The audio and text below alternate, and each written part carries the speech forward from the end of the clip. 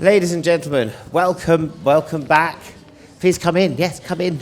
We're about to start the final session here in the Ciné Lumière of what I think has been a fascinating evening. I mean, I don't know if you were here at the start. We had Rory Stewart in a taxi. We had Nancy Houston doing poetry, the poetry of loss and divorce and splitting up simultaneously in French and in English with a friend, Chloe Baker. We've talked about AI taxis going rogue in San Francisco. We've looked at the geopolitical blocks, and we are bringing it to a close with another issue that's close to everyone's hearts, that is, you would think is something that everyone has dealt with, but we really haven't even started properly delving into the recycle bin of this topic. It's called Splitting the Middle, Funding the Green Transition, and it very much is about the future of where we are, and the theme of fault lines that has been pervading this evening's conversations all around the building. After this, please do go into the library for a drink, free drink, don't worry, and some music by Salt, who are an extraordinary Franco-British band. They're brilliant.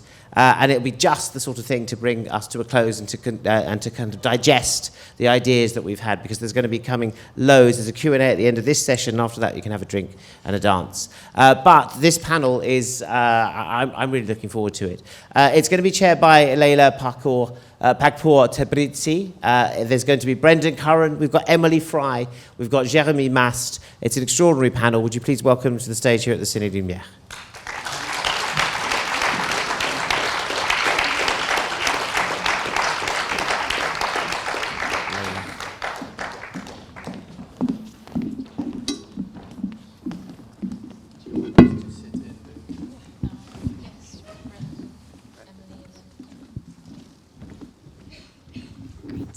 Very much.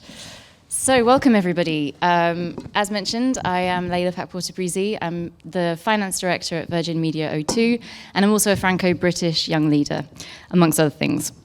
It's a pleasure to be here to host this and chair this panel as part of the Institut français Night of Ideas on the topic of fault lines, as has just been mentioned.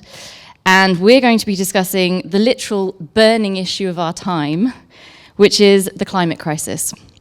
Our topic brief this evening is Splitting the Bill, Funding the Green Transition. And the idea for the discussion, more specifically, was green policies designed to tackle global warming have been accused by some of reinforcing existing inequalities, with underprivileged people bearing the brunt and the cost of the green transition as a result. How can we equitably finance the fight against climate crisis whilst taking urgent action? And we're going to be discussing this today with a very experienced and expert panel. So I'm delighted to introduce them. I'm joined by Brendan Curran, who is a senior policy fellow of sustainable finance at the Grantham Research Institute on climate change and the environment at the London School of Economics. This is a world-leading multidisciplinary centre for policy-relevant research and training on climate change and the environment. And Brendan has been there for 2.5 years, where he has worked on financing the Just Transition Alliance and place-based climate investment. Prior to joining the Grantham Institute, Brendan spent several years working on sustainable finance policy in the UK government, firstly as a policy advisor on social investment within the Government Inclusive Economy Unit, and more recently working with the Department for Business, Energy and Industrial Strategy, BEIS, on green finance policy, and the publication of the Net Zero Strategy. During this time, he also had a secondment at the Green Finance Institute, and prior to working in policy, worked for Lloyds Bank across several roles. He has a BSc in Economics and Politics from the University of Bristol, and a Master's in Economics from the University of Amsterdam. So welcome, Brendan. To introduce the next panellist, Emily Fry, sat next to Brendan. Emily is a senior economist at the Resolution Foundation, which is an independent think tank founded in 2005, focused on improving the living standards for those on low to middle incomes, where she's been for 2 years and focused on energy and trade. She was the secretariat for the Economy 2030 inquiry, which Brendan also contributed to, and looked across the UK economy about how to tackle high inequality and low growth, including aspects of funding the green transition, which were affecting lower income people, and homes is critical to that. So she spent several years in finance, also working on sustainability and green finance and ESG policy. Emily has an economics and management degree from the University of Oxford and a master's in public policy from the Harvard Kennedy School. Welcome, Emily. And finally, we have Jérémy Mast, who is Sustainable Development Counsellor and head of the Energy, Climate, Environment and Sustainability Division at the French Embassy to the United Kingdom, where he represents the Ministère de l'Écologie, which is an equivalent to multiple UK ministries, including DEFRA, DESNZ, DFT, and DLUC, all the sectors that have to go green. Previously, Jérémy worked on the French negotiation of the Fit for 55 package during France's presidency of the EU, which aimed to transform and adapt European legislation on climate, energy, and transport in order to reduce the bloc's net greenhouse gas emissions by at least 55% by 2030. He was involved in the creation of ETS2 Building and Road and Social Climate Fund and commissioned solutions to make the transition appealing to French citizens. Before that, he designed financial schemes in the Department for Housing to help people retrofit their homes, similar to the UK boiler scheme. And I understand, talking about energy, that Jérémy has just come back from visiting Hinkley Point, also relevant to the discussion. Jérémy is a graduate of Sciences Po and the École Nationale d'Administration. So welcome to the panel. The way it will work this evening is that each panelist will speak for 5 minutes to give introductory comments on the topic. Then we'll have a panel discussion before opening it up to the audience. So if I can ask you to take it one at a time in the order you're sat and keep it concise, please. Go ahead. Thank you very much, and thank you to the Institut français for inviting me to speak. It's always nice as an Irishman to contribute to the wider European debate, but I wasn't expecting this one. So I'll use the words of someone else. When you're always not smart enough, it's good to do that. But Antonio Guterres, the UN Secretary General, said that we need a fair, just, equitable and urgent transition from dirty fossil fuels to clean energy if we are to avoid the worst of climate chaos and spur sustainable development. So what he's really saying there is the assumption that we need to avoid the worst effects, but also this is an economic investment opportunity. The new technologies of the future will be green. So we're going to work on the assumption within this debate that that is something that is an imperative for both the whole globe. And so I'm going to take a slightly more global picture and focus on one of the potentially impacted groups through the transition. And I know Jérémy and Emily will take a slightly more national approach to their opening statements. But according to the International Energy Agency, if we are to have a just transition or a transition to net zero, we will see across the globe net growth in jobs. So that's about 14 million new jobs created in green energy industries and 5 million lost or repositioned, I guess, in fossil fuel industries. So it's a good news story, nothing to worry about really. But obviously, if you're working in the coal regions of Silesia in Poland, if you're in Mpumalanga in South Africa, you have large regions that are dependent on coal industries and have generally, that is part of their identity, it goes back generations. And often, you know, that good news story at the growth at the global level is not much solace to them at a regional level.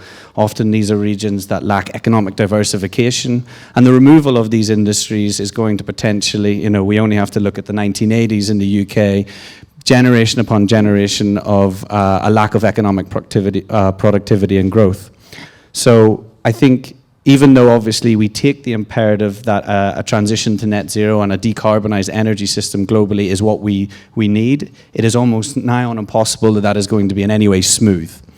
We just have to accept that fact. There will be winners and losers. The challenge will be, how do we design policy, how do we incentivize investment, and how do we get the right signals within both the market economy and other aspects, business and others, to ensure that we mitigate as far as possible the inevitable negative social impacts, as well as maximizing the social opportunities that the transition brings. So I've done a lot of work on this at the LSE, thinking about the role that finance can play. But really, I think to answer the question around how do we do this transition in a way that helps those that are often the most underprivileged, not be impacted. We need to think about how we can think about these blockers and how we can mitigate the transition as much as possible. I think I've noted down on my piece of paper 4 main factors that I'd like to list, but there are so many more, and we've only got 5 minutes, probably only 2.5 now once I've rambled on. But really, we don't need to think about decarbonisation alone in a siloed fashion, because that leads to unintended consequences. So I know Jérémy might mention the Gilets jaunes movement, but where we design policies where climate is the only factor, we forget the interdependencies on, yes, social, those who are most likely to be impacted. We create regressive policies, but also there's interdependencies between nature, biodiversity, climate, and social as well. So where we can design investment programs, where we can design policy that thinks about those things moving out of the silos, moving away in some ways from ESG, which is obviously a phrase that many people will know, and thinking about the interdependencies is crucial. I do a lot of work on investment. We need to ensure that investment is incentivized in the right way. A lot of investment flows where the rules of the financial sector allow it to flow, and where we can build in conditionality and appropriate accessibility to what we need for a green, environmental, and socially just future. Finance will go there if it is costly and if it is easy to flow there. So, that means also incentivizing flows from the global north to the global south. We need almost 2.4 trillion for emerging and developing economies per year, excluding China, by 2030. So, there's about 500 trillion of investment in the global economy, so it's not a massively huge amount, but we need to ensure that there aren't blockers to that going forward. And obviously that's slightly more difficult now in this significantly higher interest rate environment we find ourselves in globally. And a final few points as well is that to do this in a just way, this transition, we need stable policy. And I know I'm probably stealing some of Emily and Jérémy's points, but investment itself will respond to stable policy that gives clear incentives, and ultimately that will bring down cost over time. And where in that policy we can do due consideration to communities and the workers and consumers who are impacted, that is important. And the last point, which is often forgotten in the transition, and particularly in the terms of a just transition, which, while not in the question, is really what we're talking about here, is providing space in the transition for dialogue. That means dialogue not just with workers and trade unions, but with impacted communities.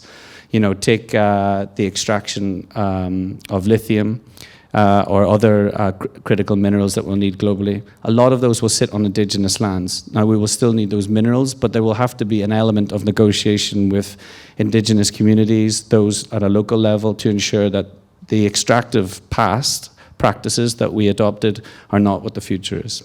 And so those are my opening statements. Thank you, Brendan. Emily. Salut, and thanks to the Institute for having me tonight. I'm going to talk about a little bit more about the kind of domestic context in the UK in particular, as well as a touch on kind of the French context and how they interrelate with each other. But given this kind of imperative that we have to move to net zero, we really need the transition to be funded fairly. And I've got 3 reasons that I've written out for us why I think that needs to happen. And firstly, is the current context. So we need to just kind of look at where we are today. We take a stock take, and we can see that we're in the middle, maybe towards the end, but still in the middle of the cost of living crisis, which has hurt both the UK, but also France and other European countries. And what you see with the cost of living crisis is, of course, the poorest have been worst hit by the economic challenges that have faced the country. Why is that? Well, that's because before the cost of living crisis even started to take hold, we saw that poorer families were already spending 60% of their incomes on essentials. So that's things like food, things like energy. And that had risen from around half of their budgets on essentials from about 15 years ago. So not only are poorer families spending a lot of their money on these key essentials, but that's getting kind of worse. And that leaves not very much room for flex in people's budgets. the UK has, if we take a kind of that longer picture, the UK has really suffered from some stagnation over the last 15 years. And if we look at kind of what that means, it's this combination of low growth that the UK has seen, but also high inequality. And so France might not have kind of the inequality of the inequality of the Nordic countries, but it is much more equal than the UK is. And so again, if you compare kind of the UK with France, you see that lower income people in the UK are actually much poorer than their peers in France, whereas a middle income person in the UK is about equal with a family in France. And so with this kind of context in mind, we can see that the key thing is that policy support has really not been targeted in the best possible way. And so why is that really important? Because when we're thinking about the net zero transition, it's going to affect people's jobs, it's going to affect people's consumption, the things they buy, the things they eat, the things they do. And that means that we really need to bear in mind that the poorest people are coming to this transition with that context. The second reason is that the net zero transition is now really coming into the limelight. What do I mean by that? I mean that the last 10 years or so, you've seen a massive decarbonization take place across a lot of Europe, and that has largely taken place in the electricity sector. So in the UK in particular, you've seen us move away from some of the coal that had really kind of been typical of UK energy over the last several decades to a much greener, much more wind-oriented as well as solar-oriented electricity grid. And that's been through some really exciting policies. But what we see over the next 10 years is that a lot of the changes that need to happen are things that take place in people's homes, they take place in how they get to work, whether they're driving an electric vehicle, whether they're taking public transport. And so when we're thinking about kind of who can take part in that transition, who can insulate their homes, we really need to think about who has the cash available to insulate their homes so that they can have those cheaper bills, who's able to buy an electric vehicle and it runs much cheaper, it requires much less maintenance, and we know that it's much less likely to be the poorer person who has a kind of an income or some disposable income of £9,000 than a richer person. So it's really key when we're thinking about kind of the transition to make sure that the ways that it's coming into the limelight are really kept in mind. And then thirdly, my third kind of challenge that we have is that it's not all going to solve itself. We have seen brilliant progress on net zero. There's a ton of work that needs to be done. And if we don't start kind of taking the actions now, then we're not going to set ourselves up for success in the future. And so if we look at the recent kind of energy crisis that has blighted kind of Europe in particular, we saw governments do massive support packages. So France did about 90 billion euros of support to households largely. The UK did around 70 billion pounds of support to households, like absolutely unprecedented amounts of direct support because the governments knew that households would need support to weather these crises. But the issue was because the planning hadn't been done before, a lot of that support went towards kind of fossil-based energy systems, fossil-based activities. So in France, for example, you saw the government funding like wood and kind of fossil-powered fuels, as well as in the UK, you see the government essentially funding a kind of gas-powered system. So what we need going forward is really thinking about reworking the underlying systems that the governments have. I'm aware of time. We are running slightly over, but I'm sure Okay. Jérémy will help us catch up. Just very quickly, kind of 3 points on how we should solve those things. So first, targeted support. We need to target support to households based on the wealth that households has, as well as their incomes. We need to make sure that we're keeping overall costs as low as possible. We really need to scale up that investment in renewables, in the green transition as soon as possible whilst keeping the costs low. And we need to make sure that the benefits are shared. We need to make sure that low-income people can share in the benefits of those insulated homes as well as those electric vehicles. And I'm really hopeful that we're going to get there. Thank you, Emily. Really great points that you've been making, and we'll pick those up in the conversation. Jérémy. Yes. Good evening. It's good to be back here. I was sat over there about a year ago and was crying when France lost the World Cup. So I hope it won't go as badly as it went last time. So I'm trying to bring the view of a policymaker tonight and answering basically the essay question, how we get this just. So before just speaking about the cost, I should recall that there's huge benefits in transitioning towards net zero.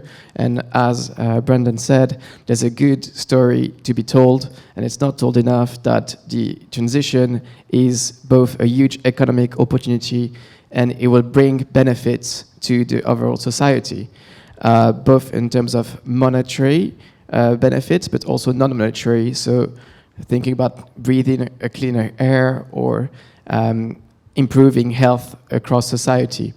Now delving into cost, as a policymaker, the analysis is pretty straightforward. So in the current world we live in, 80% of our energy is fossil. So it means that transitioning towards net zero means that we have to replace all these machines powered by fossil fuels by machines powered by renewables. So in terms of economically, this is like replacing capital. And it raises two types of challenges. The first one is quite obvious. It's upfront cost, but the benefits will come in the future, and they will take a long time to make a return on investment.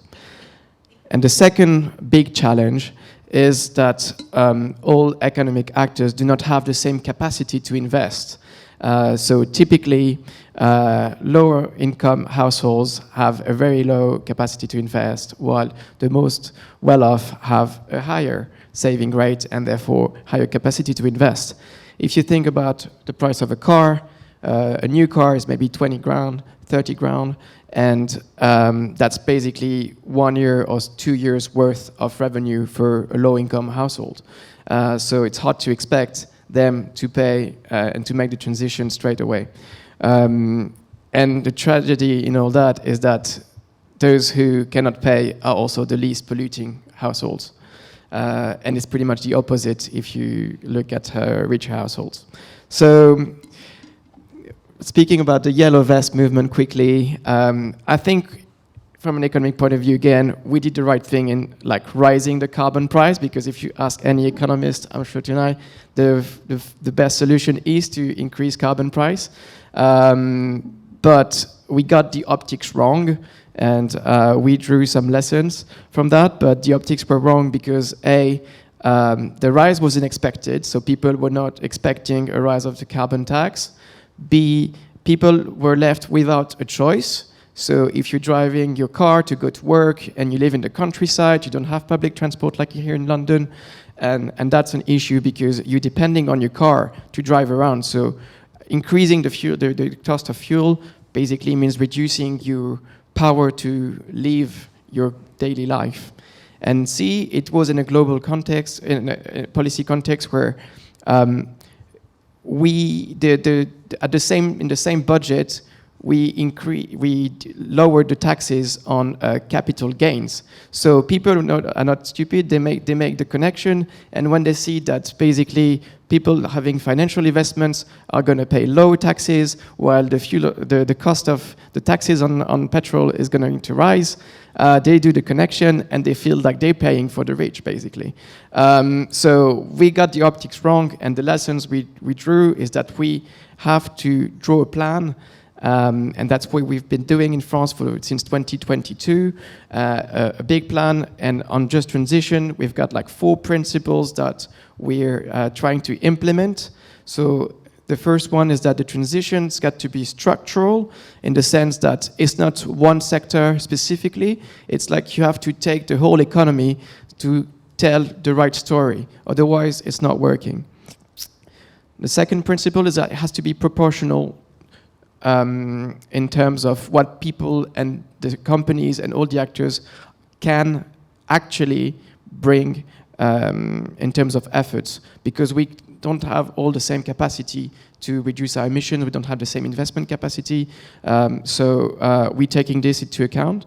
C, it's progressivity in the sense that we cannot do it overnight, so it's going to take time, so we have to set up targets that are ambitious, but also to draw the trajectories underlying those so that we can reach those goals and have interim goals to make sure we're right on track.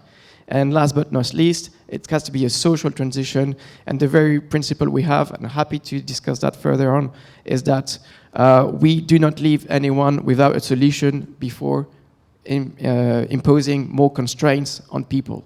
And if we don't have that, if you don't have a solution, then the constraints are not working. That's what happened with the yellow vest, and that's the main conclusions we're trying to implement at the moment in France. Thank you, Jérémy. So I hope you'll agree, we've heard some interesting perspectives from different aspects of splitting the bill on funding the green transition and making it just. Brendan, I wonder whether you could talk to us more a bit about, we've heard about how France have been approaching this topic, but what about other countries across the globe? How are other OECD countries ensuring that the transition is fair and not just available to the well-off? Yeah, sure. I mean, there's obviously, I think you can talk about the major trading blocks in the sense that the United States, people may be aware of a piece of policy called the Inflation Reduction Act. It's also known as the IRA a lot, but generally I don't, in a Belfast accent, like to say that too loud in the centre of London. But the Inflation Reduction Act was a major piece of strategic industrial policy, and you'll notice that it doesn't use the term green in there at all, and that's how you get it through Republicans in Congress, but and some Democrats as well. But what was quite interesting from a kind of just and social consideration piece is that protectionist, yes, there might be some economists in the crowd who are saying that's a protectionist policy, and yeah, that's probably fair. There are elements of that, but there was interesting conditionality on some of the tariffs that were given out. Sorry, not tariffs. Some of the funding that was given out was that it was about having skilled labour and unionised labour and having community benefit built in. So that's a policy design that takes due consideration of the social as well as the green when trying to decarbonise. And so it's been very successful in attracting capital, probably too successful if we look at some of the capital it's been sucking away from other places, but also a little closer to home. And I know Jérémy will know a lot about this as well, and I'm sure Emily, is that the EU's been doing a lot in terms of their Just Transition platform, which has been looking at some of the regions around the UK that are most likely to be, EU, that are most likely to be impacted, and trying to provide, they had to provide transition plans and clear plans to the EU, and funding was provided to help them transition. There are obviously huge social implications built within that design, but also something that didn't have the term just transition in it in the EU was the expansion of the European ETS scheme, the European trading scheme, which is coming in 2028. There we go, it's close. But that was pre-run by 2 years by something called the Social Climate Fund. So essentially trying to acknowledge that the extension of that scheme, while increasing potentially regressive if nothing else was done, included a prerequisite or pre-running scheme a few years earlier that tried, and the proof will be in the pudding as to how effective this is, but at least it's trying to think about the interdependencies of that scheme and social consequences and those most underprivileged. And so that is at least policy design that's trying to say, yes, decarbonize, but how do we think about those most underprivileged in society and ensure that they aren't left behind, to use Germany's terminology. Thanks, Brendan. And Emily, if we think about what we've just heard in terms of policy efforts and getting it wrong in certain cases, and in other cases trying new ways to do it, what do you think are the current risks and opportunities of the economic climate that we're in today for a fair green transition? I'm thinking particularly about inflation, interest rates, the labour market. How do those elements make this an even more complex policy question? Yeah, so I think we've just come off the back of, a very tough few years for the UK, for the EU. You've seen kind of inflation reach peaks that we haven't seen for 40 years. So the prices are a lot higher now. Kind of people are much more aware of their consumption. And I think some of the points that Brenda was making about the subsidies that are happening in both the EU as well as the US, but also in places like China, around these areas, around kind of the green manufacturing side of things, can actually be really good news for people who want to consume those things. So if you want to buy an electric vehicle, the price is looking like it's coming down pretty rapidly because of all of the subsidies that are happening in several different countries. If you want to buy a solar panel, we know kind of that the learning curves for them, the cost curves have come down absolutely dramatically over the last kind of 40 years. And so you have seen this really rapid kind of innovation rate. So if you're buying some of those things from around the world, then it's great news. If you're trying to make some of the things, it's a little challenging because you are facing kind of really large subsidies that some absolute global powers have put into their industries, and you are all saying, we recognize that these industries are the future. We recognize that this is where the growth is going to be, and this is where we're going to put our money. This is where we're going to put our dollars. This is where we're going to put our yen. This is where we're going to put our renminbi. So I think that there's a real challenge around places and industries where people are looking to kind of develop in producing some of the pieces for the technologies of tomorrow. And so what does that mean for maybe more services-oriented economies, places like the UK, places like France as well, actually? We have very similar kind of quite services specialisms. It can mean things like focusing on kind of the research and development around specific technologies, really leaning into the strengths of universities, making sure they're funded properly, making sure that you have kind of cities around your country that have a very effective kind of public transportation systems so people can get to work in those jobs in the middle of those cities. So really thinking about kind of what does your economic strategy look like in the context of some of these kind of global dynamics that are coming towards places like the UK. Thank you. We're almost out of time for our panel discussion before we open it up to the audience. I just wanted to leave with one question to each of you, which was, if there was just one thing, you talked about, Emily, solar panels, electric cars, things that individuals can do, but if there was one action, tangible action that from your research and your exposure to these themes, you would really advocate for either individuals, companies or governments, just one, what would it be?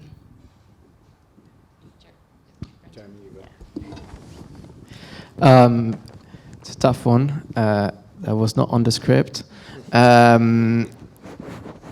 Maybe one idea is that even if you are the greenest citizen in your city, you will still emit much more than what it's required to bring emissions to zero. So 25% of the efforts required can be to get to net zero can be solved by individual actions. So it means that the remaining 75% of the actions required are structural changes that need to happen, and those changes will only happen if the citizens who care about the transition basically vote for parties that support green policies, because that what make policymakers change their policy. Thank you. I've had a little more time to think than Jérémy, which is always nice. So I think for me it would be around kind of the investment side of the equation, which a few of us have touched on today. So thinking both from kind of the public investment side of things, we absolutely need to scale kind of public investment in green industries, in public transportation, in decarbonizing our electricity system. The list kind of continues to go on, and a lot of that does need to have kind of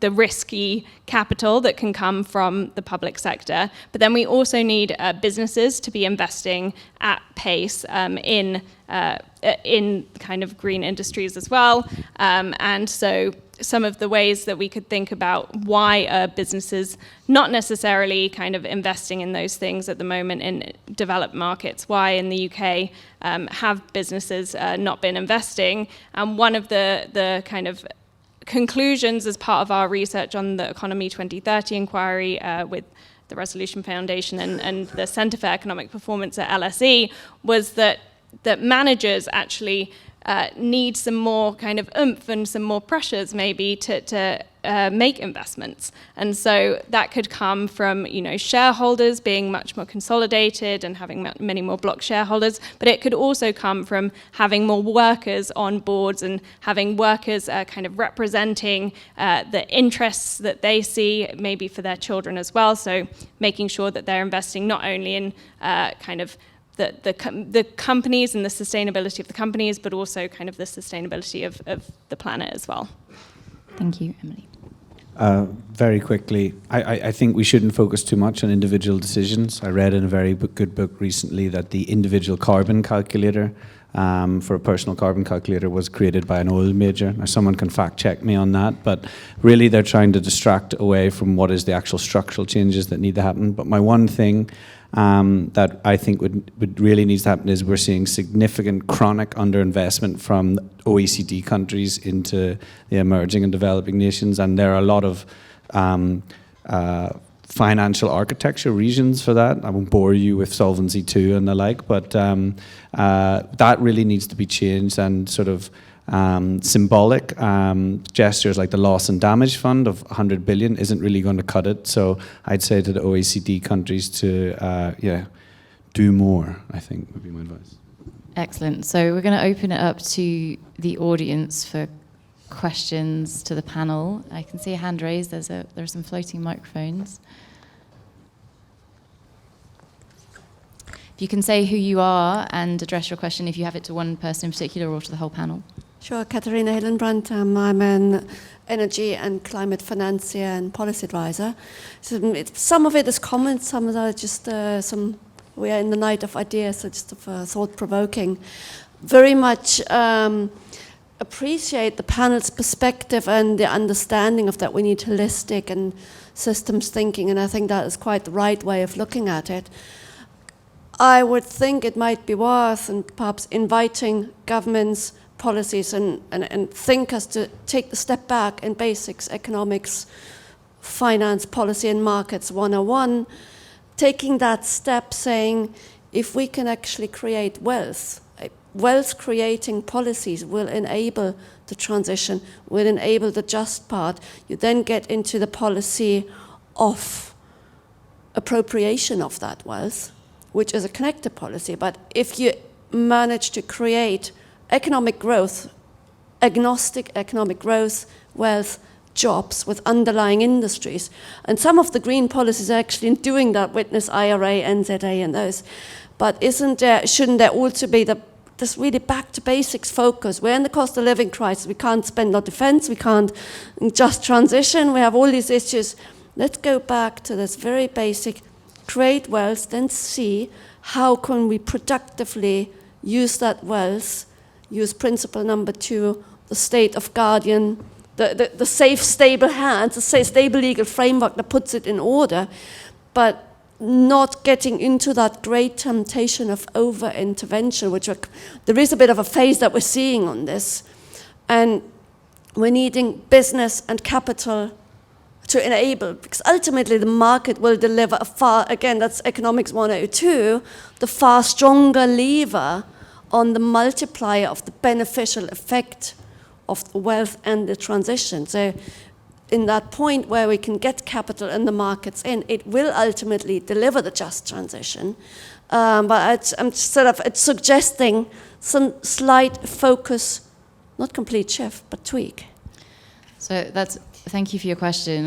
Maybe, Jérémy, when we initially talked about this, you said splitting the bill, it's not necessarily a bill, this is an opportunity also to focus on the green transition as a way to create wealth. Would you like to respond to that question first? Yeah, sure. I think in the 21st century, one of the ways you create wealth is by succeeding in the transition. It's hard one to answer, but I don't believe that if governments do nothing, basically, it would happen by itself.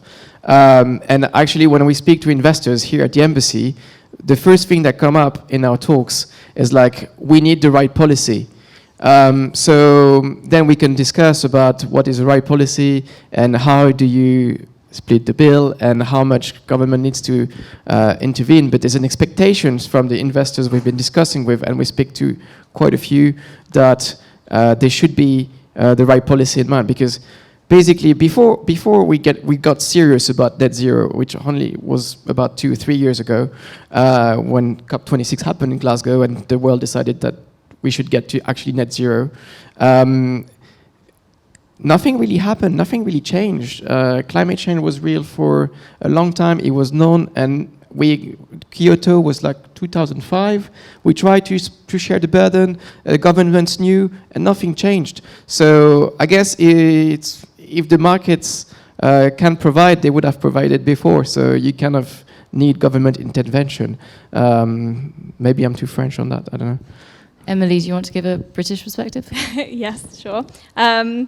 So I think sometimes it comes along that there's some circumstances that mean that a country can make kind of outsized wealth. And so you will look often to Norway, and I look at their sovereign wealth fund with jealousy and admiration, because what they did with a huge amount of windfalls, a huge amount of oil, was that they put it aside, put it into a wealth fund, and invested it in kind of the future of their economy and the future of their people. The UK, we did have oil, we spent it, and we didn't save it. And so now we are in a situation that means we don't have a sovereign wealth fund, and we don't have that kind of excess capital that's available to invest in these things. So I think that, sometimes the opportunity can come around for a kind of a big amount of wealth that can be put together, but I think that it is kind of rare.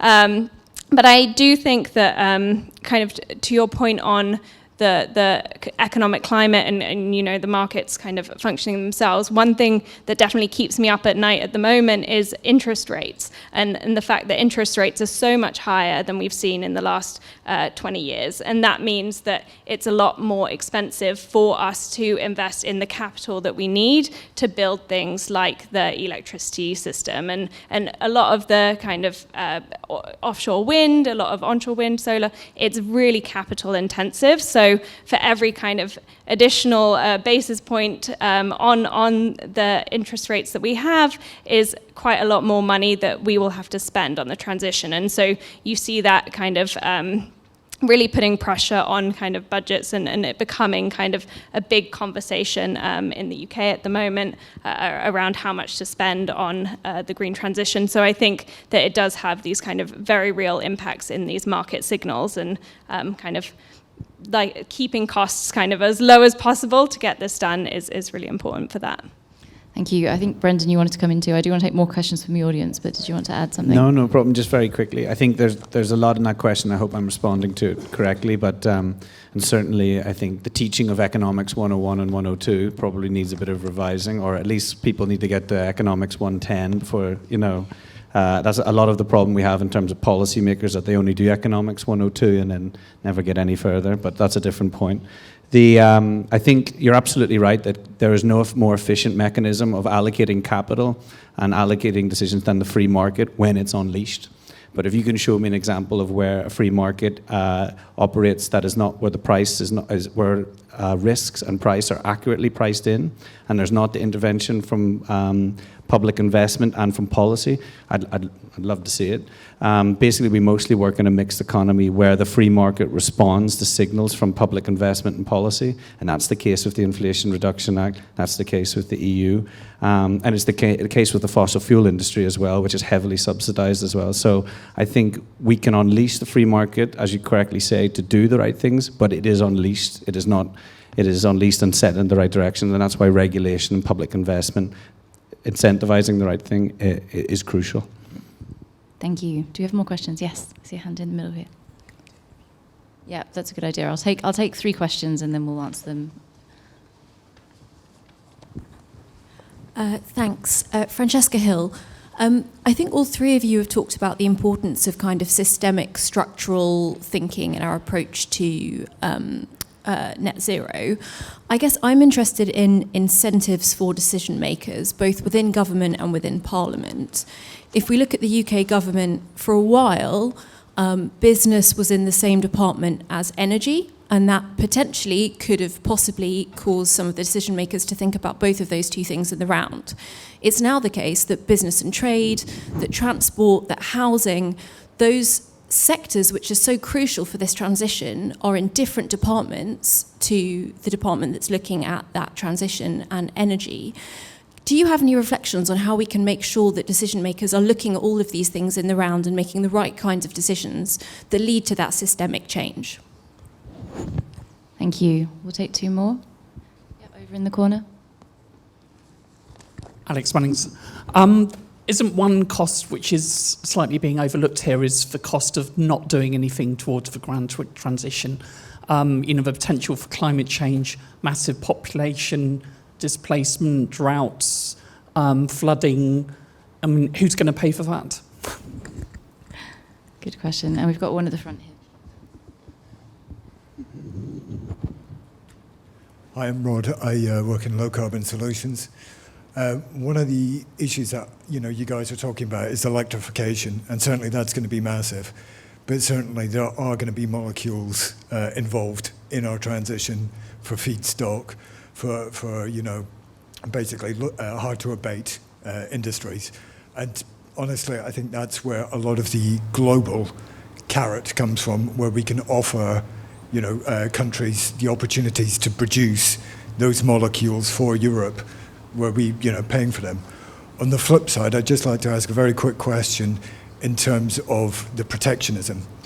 Now, if we are introducing very stringent environmental controls, how do we protect our industries from maybe China producing steel or cement, burning with coal, transporting it with heavy fuel oil and vessels, compared to us trying to do it cleanly, or against subsidized products in the US? Thank you. Excellent. So we've got incentives for decision making so that they can be holistic and structural across departments, paraphrasing, hopefully capturing the essence. The cost of not doing anything, who's going to pay for all of the negative effects of climate change? And then the last question about electrification versus molecules that are required, and whether that's a means to have an equitable transfer of wealth on this topic, and protectionism. So a lot to cover. Who wants to go first? Yep. Negotiating. Sorry, shall I go last? I mean, there was a lot, and maybe we can discuss it afterwards. I think someone asked me the other day, isn't the Inflation Reduction Act protectionist, and isn't that a bad thing? And the first point I always say is at least they're racing to the top in terms of incentives for industrial electrification and decarbonization. I think it's maybe slightly naive, and certainly for a country that's just left one of the major trading blocs that in the recent years, but there's going to have to be international cooperation on this, so there's a race to the top. Depending on your view of Brexit, one of the benefits was potentially going to be lower standards and importing of others, so that's obviously not going to work for the UK either. So my simple answer, as we haven't got much time as well, is how can we get as much international cooperation as possible in that, so the minimum is as high as possible so we're not losing out. I'm going to take, Francesca, your question on kind of government incentives, which I think is a really interesting one. I think if you look at kind of the UK, a lot of the power sits within the Treasury and within kind of the power to kind of dole out the budgets, to make those kind of spending decisions. And I think one of the ways that you can influence the Treasury is by thinking about kind of what are the rules that the Treasury is setting itself. And so it's setting itself these fiscal rules. Well, imagine a world where instead of setting a rule that was set on debt, it was actually set on the whole assets of the UK, and it was set not on both sides of the balance sheet. So both on kind of the debts that the UK has, but also, you know, the lands that we own, the seas that we own, the natural assets, but also the kind of amazing vaccine facilities that the government actually owns, the hospitals that they own. So actually valuing all of those assets together, and then if you set a rule for the Treasury that is around that, it's called net worth as a concept, then you might make quite different decisions when you're thinking about investing in kind of the future of the economy. So I think a really key part of that is around these quite boringly termed fiscal rules. And I'm left with a tricky one. Who's going to pay for the climate risks, basically, that may materialize in the future? First, we should do everything we can to prevent as many risks to happen before they occur. So this is a mix of public money, so defense against flood. It's designing and policy making to transition to a more sustainable agricultural system, for instance. It's a new building regulation to make sure that the buildings are heat-proof, basically. So there's a lot we can do right now, but of course we know that global warming is real, and there are going to be impacts in the future, and some of them are actually happening right now. And so then the answer is a bit of mix. So I guess the insurers will have to take part of the burden. So in France, we're doing a lot of work at the moment with the Treasury, how to improve the insurance market. I'm afraid the businesses and some households may lose some money, so it's sad, but if you live near the sea and on a cliff, and the cliff with the erosion make your house tumble into the sea, well, unless you're insured, it's a net loss for you. So that's a bit sad, but that's what's happening at the moment.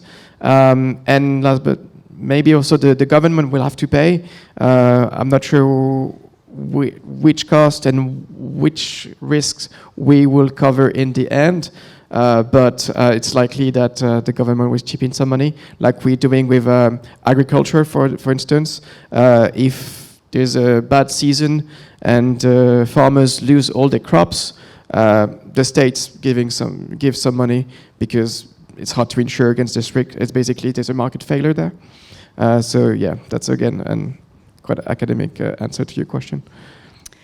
Thank you, Jérémy. I think, Brendan, you wanted to come in again? Very, very quick, and I know we all want to drink now as well. So just to that question as well, to supplement Jérémy's answer, even in tight fiscal rules that are preset by Treasury, targeted spending now, public spending now, targeted and temporary borrowing for the good net public investments will reduce the debt to GDP ratio over time. So delay, you're absolutely right, will result in more cost. So actually there's no excuse not to spend 26 billion, 28 billion, whatever number you want each year, because if we do it now, the costs are only going to exponentially get higher as years go on. So you're absolutely right. We should spend now even with tight fiscal rules. Thank you. So unfortunately, we have reached the end of our allotted time slot. I think we could have taken many more questions, and hopefully people will stay to talk to the panel afterwards. But I'd just like to thank you all for your participation tonight, and thank you for your questions and for coming to listen to this topic. Thank you very much.